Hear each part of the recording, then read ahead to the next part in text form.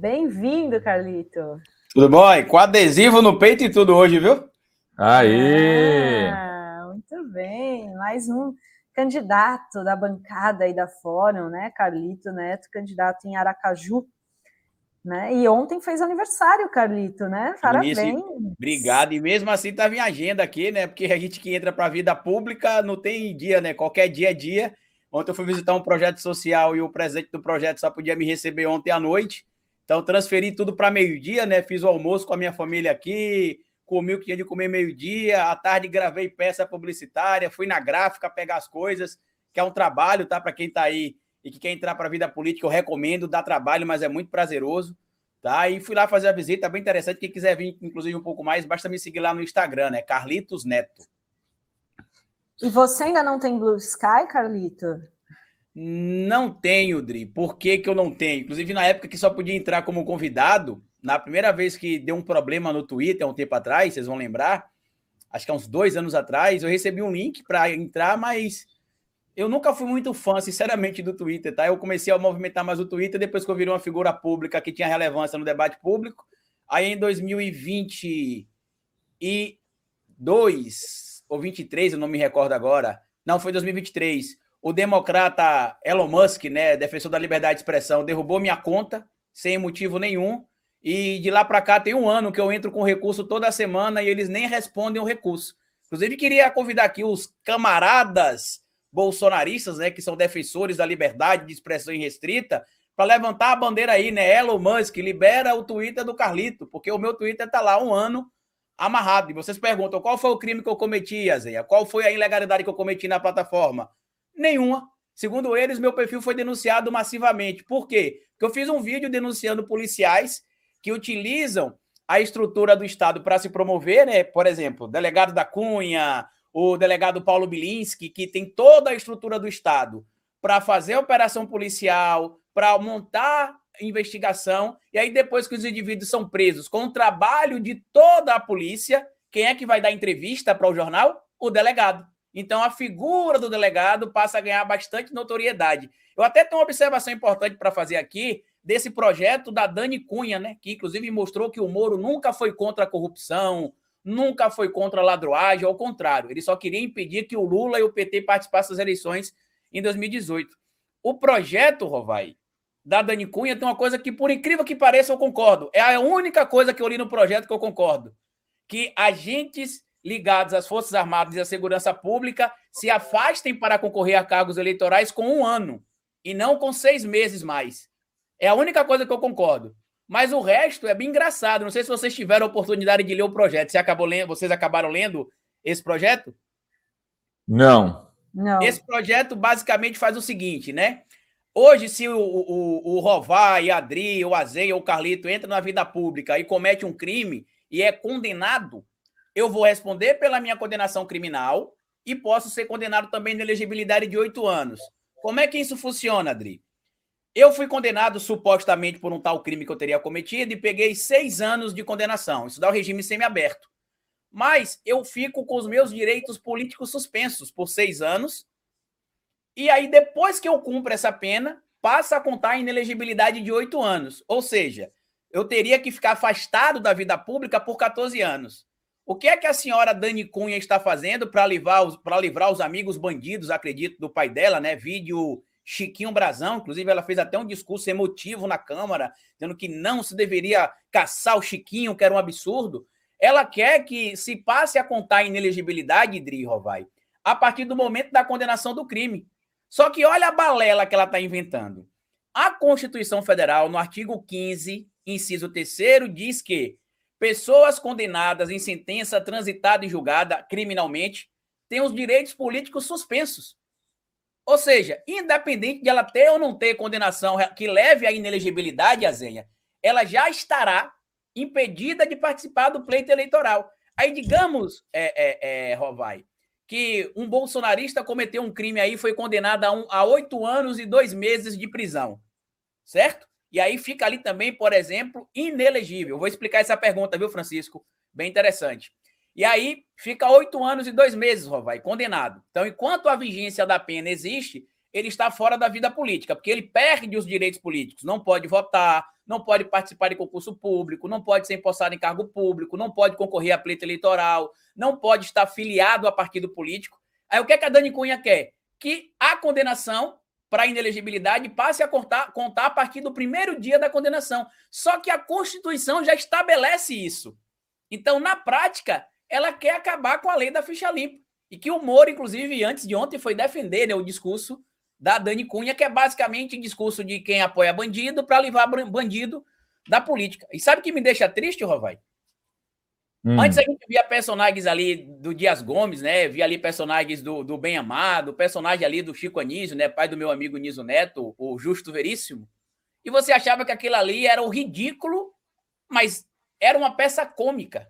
Hoje você consegue ver aqueles personagens do Dias Gomes, aqueles personagens do Chico Anísio na vida pública. Olha o Arthur Lira atacando o Flávio Dino porque ele quer ter o direito de continuar enviando dinheiro público para onde ele quiser, sem transparência e sem rastreabilidade. Ou seja, é pelo direito de poder roubar o dinheiro público. Eu posso dizer isso. E o Justo Veríssimo se materializou na política brasileira. Até o discurso contra o pobre, né? O Azinha vai lembrar como é que era o discurso, né? Eu quero que pobre se exploda. Era ele falava com a boca bem cheia e o bigodinho fininho, né? Para lembrar que era aqueles coronéis de antigamente do Nordeste, porque a origem do Justo Veríssimo é o Nordeste também, né? E a gente vê hoje a materialidade disso, Rovai, Dri e Azenha. E eles não têm vergonha. Aliás, Carlito, você nunca viu uma série na Globo, você nunca viu uma novela na Globo, tipo Um Bem Amado, com homens brancos do Sul e do Sudeste. Notou isso?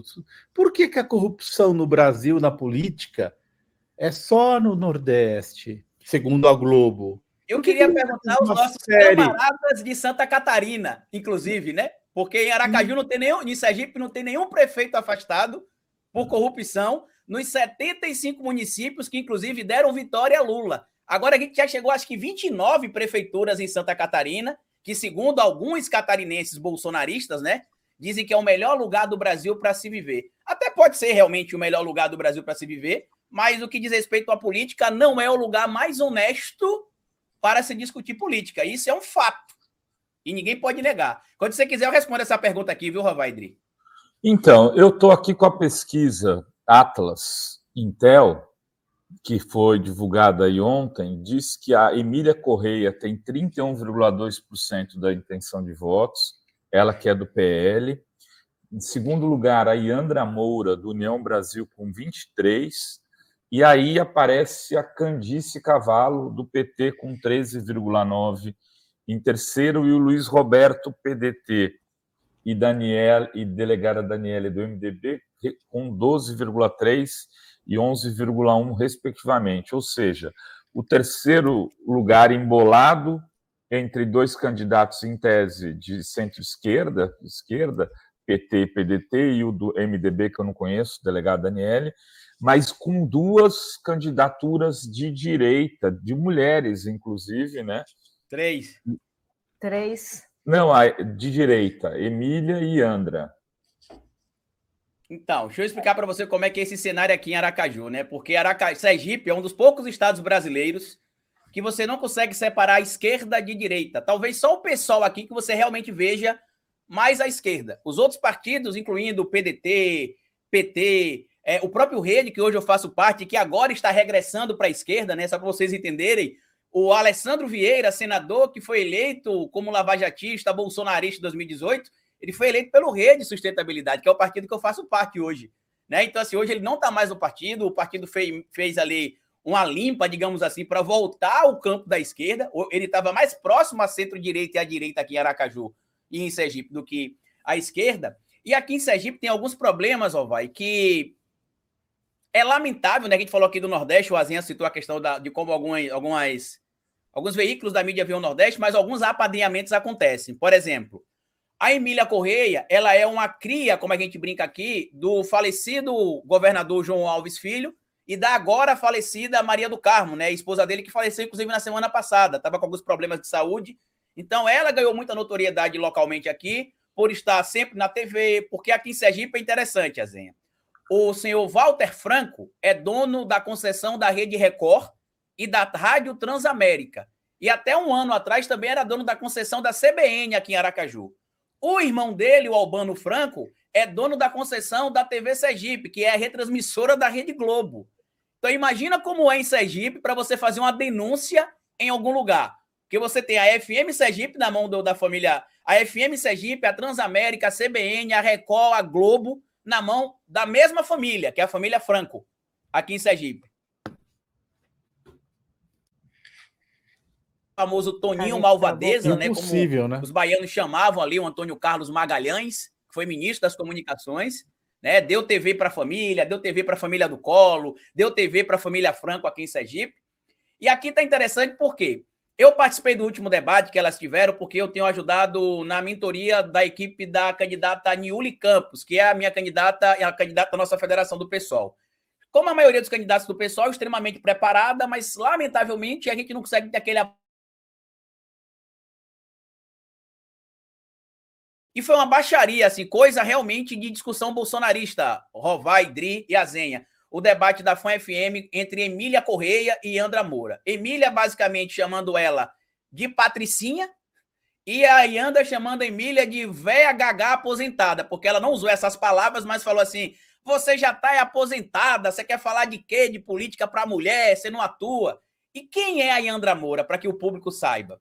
A Yandra Moura, ela é filha do político condenado em 2021 por peculato e desvio de dinheiro público, André Moura, que era ali o articulador do governo do Michel Temer, que ajudou a mocumundrar ali o golpe contra Dilma Rousseff, que atualmente, não sei se ele ainda ocupa esse cargo, mas ele estava ocupando o cargo de secretário da Casa Civil no Rio de Janeiro. Durante a pandemia da Covid-19, ele foi investigado também, porque aquele esquema todo envolvendo o Rei Arthur, Prefeitura do Rio de Janeiro, Estado do Rio de Janeiro, o nome dele chegou a ser apontado, mas ele acabou se livrando. Em 2022, ele não pôde ser candidato porque estava inelegível, e eu dei uma entrevista em uma TV, uma mídia local aqui, eu até fui xingado, né, por alguns apoiadores dele, porque ele já estava inelegível desde outubro de 2021, e aí ele lançou a filha, que chama-se Yandra de André, né, para você ver como é que esse apadrinhamento funciona aqui no Nordeste ainda, lamentavelmente.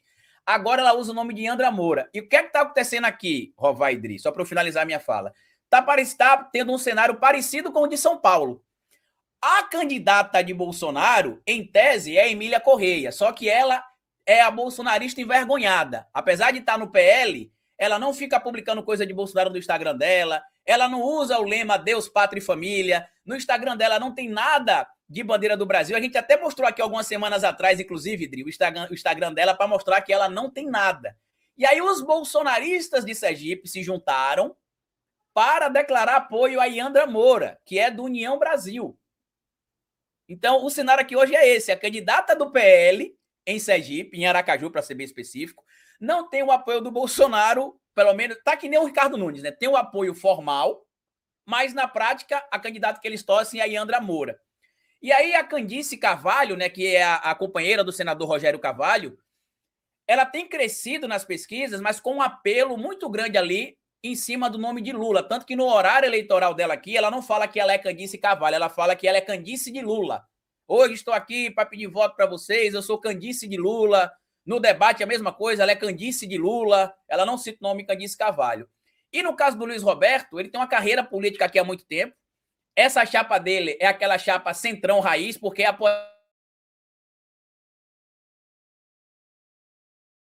apoiado por outros grupos, como, por exemplo, do PSD, do governador Fábio Mitidieri. E aí, o que é que está acontecendo? Ele está começando a crescer muito, por quê? Porque a máquina do Estado, que está na mão do governador Fábio Mitidieri, mais a máquina do município, que está na mão do prefeito Edivaldo Nogueira, mais alguns grupos empresários fortes aqui, como o próprio Laércio Oliveira, que tem algumas empresas aqui próximas a ele que são de terceirização, inclusive até irônico, né? Porque ele foi relator da PEC da terceirização, tem entrado massivamente na campanha dele, Azenha. Então a tendência aqui é que o segundo turno seja entre uma bolsonarista e provavelmente o Luiz Roberto. Esse cenário que a gente está vendo, por quê? Quando as pesquisas começaram, Rovai, a Emília já chegou a ter números acima de 40%. Na última pesquisa que saiu, antes dessa agora, estava em primeiro lugar Emília, segundo Yandra, terceiro Daniele Garcia, que é delegada. Ela é uma parceira do Alessandro Vieira. Em 2018 ele conseguiu se eleger, ela não conseguiu se eleger. Ambos eleitos ali na plataforma da Lava Jato, do bolsonarismo, do combate à esquerda e ao comunismo. Depois eles foram meio que moderando o discurso. Mas são 3 bolsonaristas. E aí, para finalizar a minha fala, para quem está perguntando o que é que está acontecendo em Aracaju, é a mesma coisa que está acontecendo, por exemplo, em Alagoas, em Maceió, é a mesma coisa que está acontecendo em São Paulo, é a mesma coisa que está acontecendo em Salvador, é a mesma coisa que está acontecendo em algumas cidades do Nordeste e do Brasil. Falha na comunicação do campo da esquerda. Me explica uma coisa. São Paulo, não. São Paulo temos o Boulos numericamente à frente, né? Mas já tem um empate técnico, Dri. Inclusive, nas nossas pesquisas, ele aparece atrás. E não tem algumas, não. Tem uma só. Real Big Data, a única que dá 21-20. A do Veritas também, que eu não confio muito, bota o Pablo Marçal na frente também. O Veritas, né? não é sério. Mas a gente tem de reconhecer a falha na comunicação, Robai. Sabe por quê? O Azenha cobriu política americana por um tempo, estadunidense, e se você pegar a estratégia do Pablo Marçal hoje e ver a entrevista que o Steve Bannon deu em 2017, 18 e 19, dizendo qual que era a estratégia da extrema-direita, ele está fazendo a mesma cartilha. Falar o máximo de absurdos possível, chocar pelo absurdo, tirar a atenção do importante. Olha o que ele diz no Roda Viva, quando ele foi questionado sobre o plano de governo. Ninguém se importa com o plano de governo. Quem quiser ler meu plano de governo está no site do TRE. E por que ele sabe disso? Porque o povão, no geral... O progressista não pode fazer isso, né? Mas não é baixar o nível. Dele. A gente tem, né? Imagina vir aqui e começar a mentir. Não é esse o ponto. Não é esse o ponto. Não podemos fazer rapidinho. Deixa eu explicar rapidinho para não parecer Nós que eu estou defendendo. Não podemos emular o discurso só para eu falar, senão fica os dois falando juntos. E você falou bastante. Eu só queria fazer uma pontuação. Nós não podemos emular o discurso da extrema-direita. É um erro fazer a crítica à comunicação de esquerda tentando usar como padrão a comunicação da extrema-direita. Porque a gente não pode chegar e fazer a mesma fala que o Pablo Marçal, Carlito. Nem que os candidatos, nem que o Bolsonaro. Nós não podemos legitimar essa comunicação da extrema-direita como uma comunicação como boa, bem sucedida, e tentar trazer a experiência dela para a nossa. Esse seria um erro fatal para a política do ponto de vista das suas dimensões republicanas. Então, nós temos que tomar muito cuidado. Eu acho que, assim, tem problema? Tem, mas o problema não é fazer o que eles estão fazendo. Mas então, não é isso que eu estou defendendo. O que eu estou defendendo aqui, e que eu tenho, inclusive nas minhas análises aqui na Fórum, eu já trouxe isso. Existem 3 livros que a extrema-direita usa como parâmetro para vencer debate ou vencer, entre aspas, sabatinas, né? Ou pelo menos para dar a aparência de que eles se saíram muito bem. Que são os 2 livros do Arthur Schopenhauer, né? Que é Como a Arte de Ter Razão, que é a parte um pouco mais teórica de como você consegue vencer debates, onde você, inclusive, tem argumentos frágeis, mas usando algumas técnicas. Tem o outro livro do Arthur Schopenhauer também, que é As 38 Estratégias de Como Vencer um Debate Sem Ter Razão. E também tem um livro que eu esqueci o nome do autor agora, que eu li recentemente, inclusive para entender como é que o Pablo Marçal consegue esse magnetismo, chamado As 48 Leis do Poder. O que é que eu estou dizendo quando eu falo em falha da comunicação do campo da esquerda? Não é que a esquerda tem de rebater o Pablo Marçal na mesma moeda. Por exemplo, eu achei que a Tabata começou bem a campanha dela, mas eu acho que ela já se perdeu ao tentar, por exemplo, equiparar Boulos, Nunes, Marçal e Datena em uma coisa só. Então, isso para mim já é uma falha da comunicação da equipe da Tabata, que tinha começado bem. O que eu acho que... Onde é que está o erro quando eu falo em comunicação? É falar a língua do povo. Vou te dar um exemplo, Rovai. No debate da Gazeta no último domingo, o Boulos, para poder voltar a dizer que o Pablo Marçal mentiu ao dizer que ele estava associado a algum tipo de consumo de drogas, ele utilizou a palavra homônimo. Todo mundo já sabe que você mentiu, você usou um homônimo para poder utilizar essa história. Por que ele não utiliza a fala direta de dizer que ele usou, por exemplo, uma outra pessoa que tem o mesmo nome que o Boulos? Outro ponto que eu vi agora que eles mudaram na estratégia. Eles pediram para o Boulos parar de dizer que o Pablo Marçal é um ladrão de bancos e dizer que ele roubava velhinhas. Não, ele pode continuar dizendo que o Pablo Marçal é um ladrão de bancos que roubava velhinhas. Mas, o Calixto, deixa eu fazer uma ponderação. Cara, é muito comum, assim, a gente tem o papel de analisar aqui, mas tem que tomar cuidado para quando a gente faz a crítica às campanhas, porque ser técnico de time de futebol depois que sai o resultado do jogo é sempre muito simples. tem que tomar decisões. Eu acho que a campanha do Boulos tomou a decisão correta. Qual é? É diminuir a rejeição do Boulos para o segundo turno. Essa é a campanha do Boulos no primeiro. E não tem chance nenhuma, Carlito. Aqui eu aposto a minha carreira jornalística de Boulos no segundo turno. Isso eu concordo com você. Isso eu concordo plenamente com você. E ele vai ter uns 30% dos votos, com certeza, porque Gilmar Tato e Boulos juntos na outra eleição tiveram 30%. Então, a gente... eu não gosto muito desse negócio de ficar fazendo análise da comunicação da campanha, porque quando eu já tive do lado de lá e sei como é difícil fazer. Você vai estar agora, você tem uma campanha tua para fazer. Você vai ver como é difícil, é duro se comunicar. Então, a gente fica muito nessa de querer dizer como que o outro deveria estar fazendo, só que na hora H é diferente. O Azenha vai falar agora e a gente já volta, Carlito. E eu queria mudar de pauta, porque a gente acabou entrando aqui numa conversa que eu acho que não vai resolver o problema. A gente não vai resolver a campanha do Boulos ou a campanha da esquerda brasileira. Infelizmente, que tem marqueteiro, tem... Diga lá, Zenha. Não, eu só ia dar uma rápida opinião. Nós que somos supostamente especialistas em comunicação, trabalhamos muito com isso, respeito muito o pessoal que também estuda memes, e que fala da importância de ter uma linguagem... Mas eu acho que a gente vende um produto porque nos favorece, porque nós somos especialistas nele. Eu acredito muito na política. Não acho que uma palavra num debate vai definir uma campanha. Eu acho que é política. Aí, nesse sentido, eu acho que o Renato Rovai tem razão. Não sei se vai dar certo, mas a estratégia deve ser uma estratégia política. A comunicação é importante, a comunicação é fundamental, mas você não coloca a comunicação na frente da política.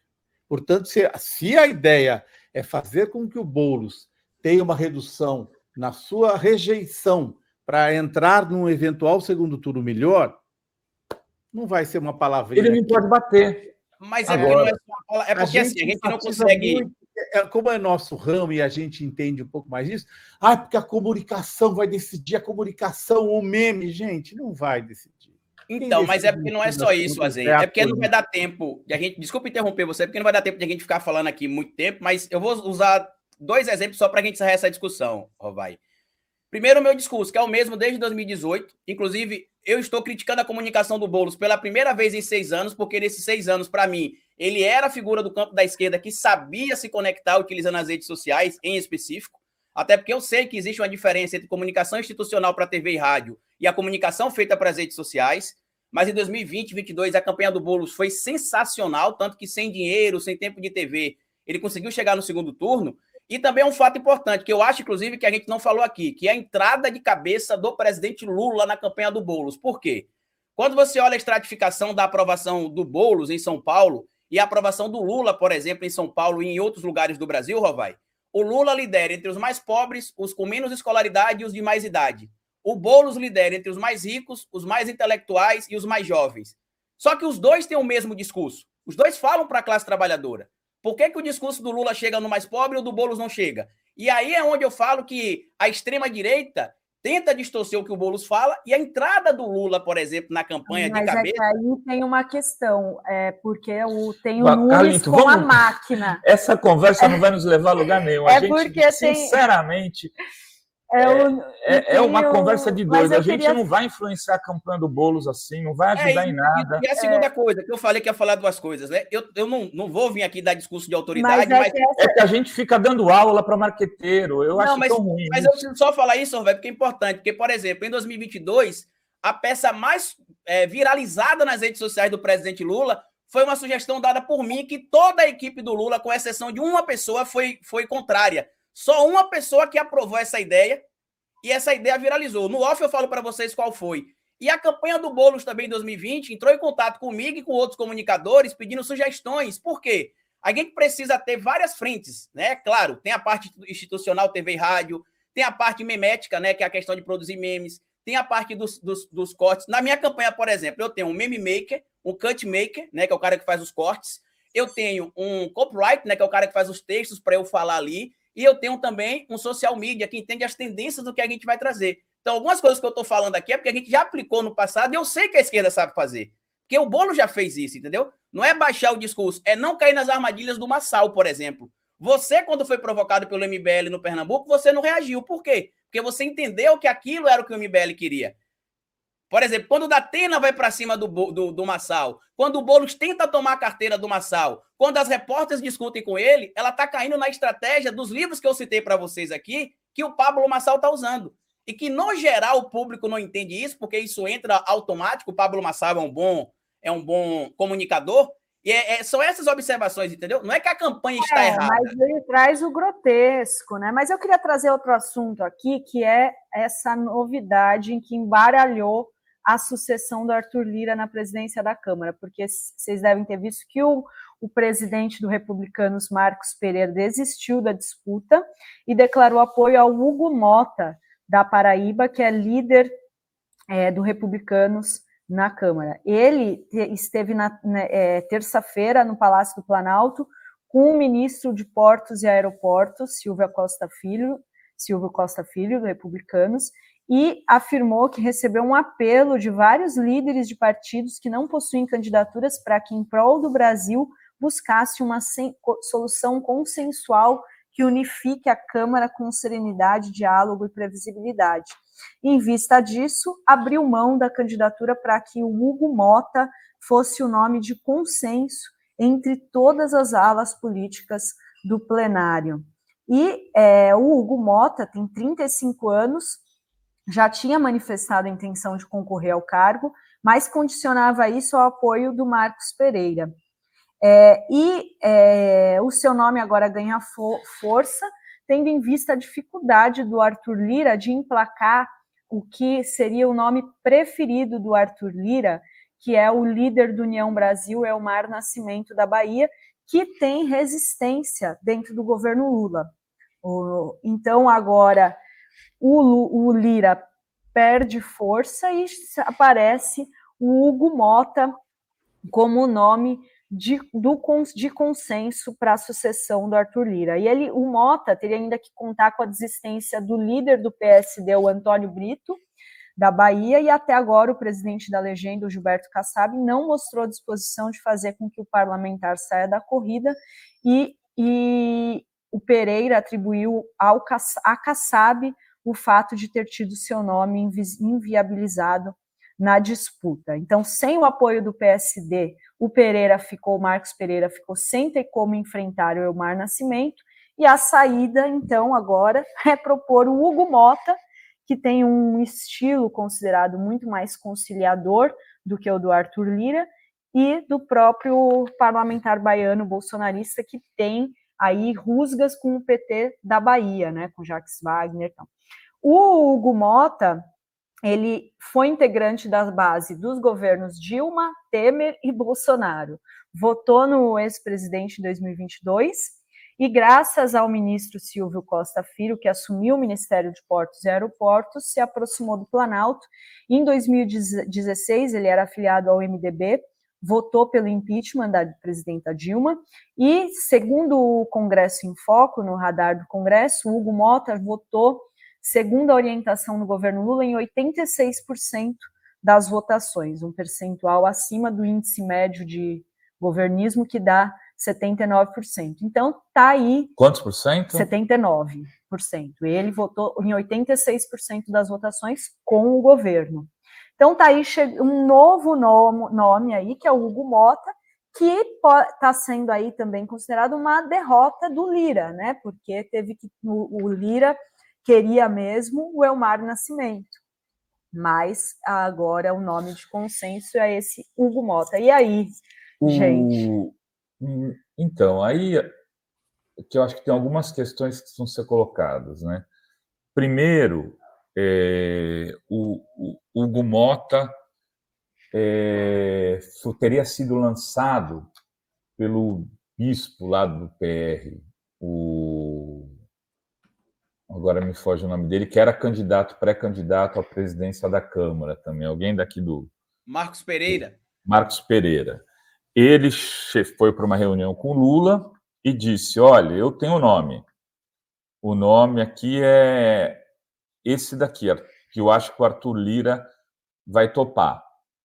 E fez o movimento, o Lula falou, você está dizendo que ele é bom, eu acredito em você, fala com o Arthur Lira. E o Arthur Lira topou. Essa é um primeiro destaque que eu queria fazer. Ou seja, ele seria um candidato também do Marcos Pereira, também da Igreja Universal do Reino de Deus.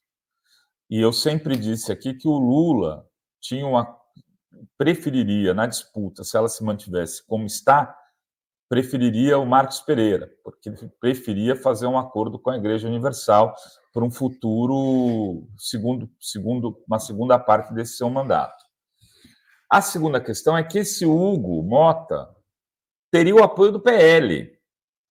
Veja que contradição. Um candidato que teria sido fechado, acertado ali no gabinete do Lula, pelo Marcos Pereira, mas que não teria rejeição do PL, teria o apoio do PL. Né? Agora, é preciso ver o que o Omar vai fazer, né? E o que o Kassab vai fazer. O Kassab também é uma pessoa importante nesse jogo, e o que o Tarcísio vai fazer, porque esse Hugo Mota, ele é do partido do Tarcísio, mas o Tarcísio é do partido que é o partido do Tarcísio? Essa é uma questão a se discutir, aqui a gente vai ficar claro agora se o Tarcísio está mais para o PL ou para o PR. Então, deu uma embaralhada, mas não define ainda. Quer dizer, não é um jogo definido, pode também ter jogado o cara para queimar, essas coisas é o tempo que vai dizer, vai começar, por exemplo, ele é ex-genro do Eduardo Cunha, isso vai se discutir com a esquerda qual que é a posição dele, porque, em tese, o apoio do Lula seria o apoio de 130 deputados de esquerda e centro-esquerda, do PT, PSB, PCdoB, PV, Rede, etc. Será que terá esse apoio? Eu acho que ainda muita água vai rolar por baixo dessa ponte da sucessão da Câmara dos Deputados. E aí, Carlito? Eu vou falar pouco, eu já falei muito aqui, né? Mas eu concordo, que orgulho de fazer parte dessa equipe. Concordo 100% com o que o Rovai falou. Muita gente estava reclamando dessas conversas, né, Rovai? Do Lula com o Lira, como se a gente estivesse na Disneylândia e podendo escolher qual brinquedo a gente quer andar. Né? Como se tivesse tudo perfeito, maravilhoso. Esses movimentos que aconteceram recentemente, tanto no STF quanto agora do Marcos Pereira, enfraquece o Arthur Lira. Tá? Eu citei até na minha análise de ontem aqui na revista Fórum, justamente a figura do Kassab, né? Que é aquele estereótipo do nerd de filme, que ninguém dá nada, mas que está ali nos bastidores se movimentando. O Kassab, inclusive, Rovai, é quem está travando a ida do Tarcísio para o PL. O Tarcísio teria se comprometido com o Valdemar em março, aí não foi. Depois disse que ia em julho, não foi. Depois o Valdemar deu outra entrevista dizendo que ele ia depois da eleição, e ele deu entrevista dizendo que não, que ele está ótimo no Republicanos, que não pensa em deixar o partido. O próprio Kassab está buzinando no ouvido dele que ele não deve ser candidato em 2026. E eu acho, inclusive, Rovai, que esta entrada do Tarcísio de cabeça na campanha do Ricardo Nunes, desobedecendo, inclusive, a orientação do seu mentor político, Bolsonaro, é uma orientação do Kassab. Acho que o Kassab falou, olha, Tarcísio, naturalmente, o governador de São Paulo pode concorrer à eleição. Bolsonaro, você está vendo, está perdendo força política para o Pablo Marçal. Se você ficar mudando de um lado para o outro, você não vai conseguir chegar lá. Vamos manter aqui um nível básico de política institucional. A grande mídia já decidiu apoiar você para 2026 ou 30. Mostre que você é comprometido politicamente, porque se você ficar indo de um lado para o outro, como o Bolsonaro está fazendo, as coisas não vão dar certo. E eu acho que tudo isso tem o dedinho do Kassab. Aí no interior de São Paulo, inclusive, está tendo algumas brigas, né, entre PL e PSD, porque o Valdemar ficou meio pé da vida com o Kassab, que algumas cidades que tinham sido combinado ali que o PSD não lançaria candidato para apoiar o candidato do PL, o Kassab simplesmente ignorou e lançou as candidaturas. E aí, como eu disse, né, o Kassab é aquele cara que você olha, você não dá nada para ele, né, ele é quase que um uma assombração na política ali, está nos bastidores. O partido dele tem crescido muito. Aqui no Nordeste, por exemplo, é muito forte. Aqui em Aracaju, a gente tem vários parlamentares ligados ao PSD. No estado de Sergipe, o governador do estado é do PSD. No Senado Federal, você tem, acho que, 13 ou 14 senadores que são do PSD. Na Bahia, você tem várias cidades ali, Azenha, que os prefeitos na pesquisa, que tem liderado a pesquisa, são do PSD, e o Kassab está caladinho, né? Ele prefere realmente ficar nos bastidores, deixar o Marcos Pereira aparecer, deixar o Valdemar aparecer, enquanto ele articula. Eu acho, Rovai, que a sua análise está perfeita, e eu acho que o Kassab é quem está aí comendo pelas beiradas ali, fazendo acordo com republicanos. Vamos ter que esperar. Ainda é muito cedo para cravar qualquer coisa. A eleição é em Azenha. fevereiro, né, de 2025, né? Acho que será um desastre para o Brasil se o PT, se os candidatos ligados ao PT não vencerem, por exemplo, aqui em São Paulo, se o Boulos não vencer em São Paulo, se a Maria do Rosário não vencer em Porto Alegre, vai ser um desastre para a esquerda, para o PT, porque o PT optou. Eu prefiro falar, em vez dos detalhes, da grande, assim, da política com uma visão mais ampla. O PT optou, né, como disse aqui alguém no chat, deixou de fazer a política do dia a dia, né? É um partido totalmente institucionalizado, né? Então, os deputados, eles atuam acima de tudo, fazem todo tipo de acordos, os parlamentares do PT, para, obviamente, faz sentido, preservar o seu mandato. Se o Carlito se eleger, o objetivo número 1 do Carlito, ele vai dizer que não, mas vai ser se reeleger. É assim a política institucional, assim que funciona. Então, o PT faz... Eu vou admitir, Vozinha, meu objetivo é me reeleger, já estou admitindo aqui. E depois ser prefeito. Tomara que seja prefeito, entendeu?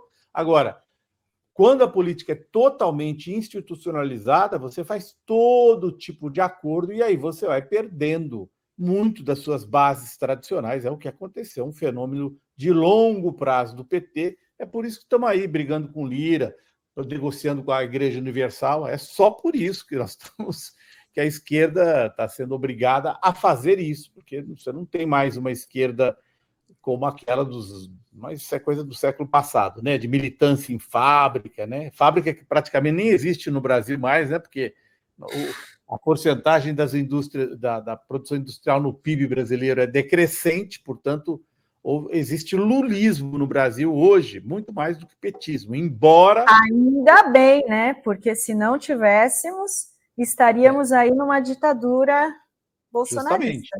Temos o lulismo muito mais forte do que o petismo, embora a gente tenha que respeitar o PT como um tremendo partido, com eleitores, pelo menos, se não tantos militantes quanto no passado, muito guerreiros e que viram o jogo, Revai. Os eleitores do PT viraram o jogo na reeleição da Dilma, ajudaram a eleger o Lula, eles podem ajudar muito o Boulos nessa reta final aqui. Eu acredito muito em política, eu acredito muito menos em comunicação, meme, eu acho que política funciona. Azenha, eu trouxe um dado aqui, acho que mais cedo, não sei nem se você estava ainda, eu tenho acesso a alguns tracks aí que eu consigo ver dia a dia como é que está a movimentação eleitoral aqui em São Paulo, e o Boulos, até agora, conseguiu 50% do eleitorado que votou no Lula em São Paulo.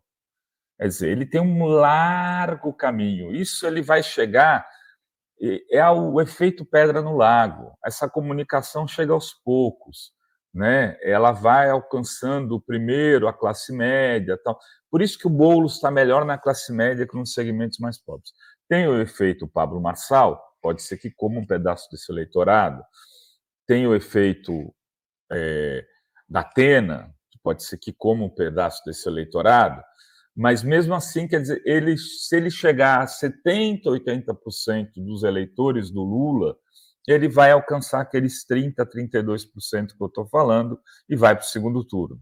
Então, é preciso, por isso que eu tenho que ponderar, tenho tentado ponderar, tem que tomar muito cuidado para a gente não transformar, não pegar uma estratégia que às vezes que tem sentido prático, eles têm Eles montaram uma estratégia para chegar lá no dia do segundo turno e ganhar a eleição. Pode dar errado, mas tem uma estratégia montada.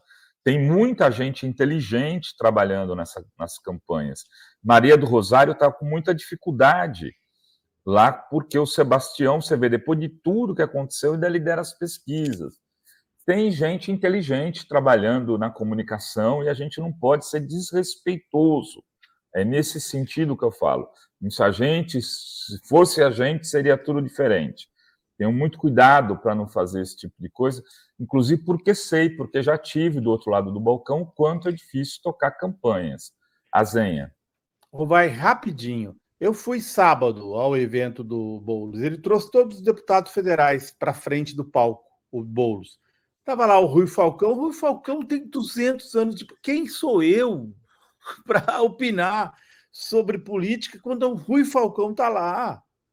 Erundina estava lá. Tem 200... A Erundina tem uma longa... Sabe quem estava no bastidor que não apareceu? Zé Dirceu. Você vai discutir política com o Zé Dirceu, Renato Rovai? O Zé Dirceu conhece tudo de política.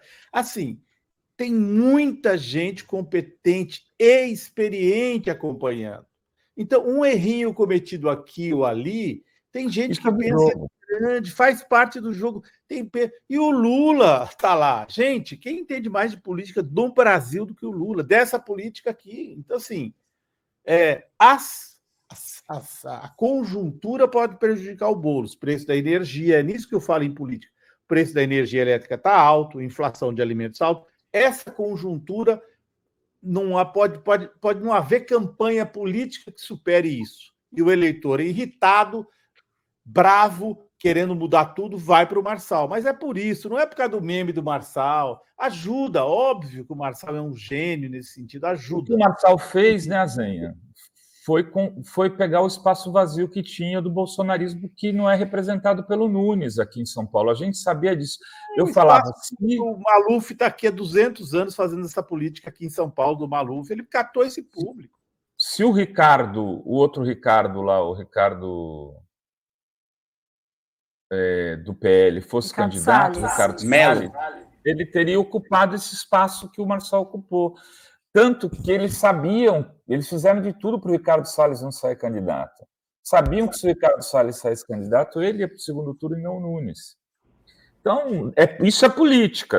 O Marçal é muito competente, evidente, ninguém está dizendo que não. Muito competente. Agora vai ter que apanhar, vamos ver, né? Ainda e aí falam, mas o Zé Dirceu é velho. Mas estavam lá a Érica Hilton, a Sâmia Bonfim, gente que sabe fazer rede social, inclusive se elegeu com rede social. Tinha também no palco lá Érica Hilton, Sâmia Bonfim, tinha vários deputados jovens. Esse pessoal tem conhecimento, usa rede social, então...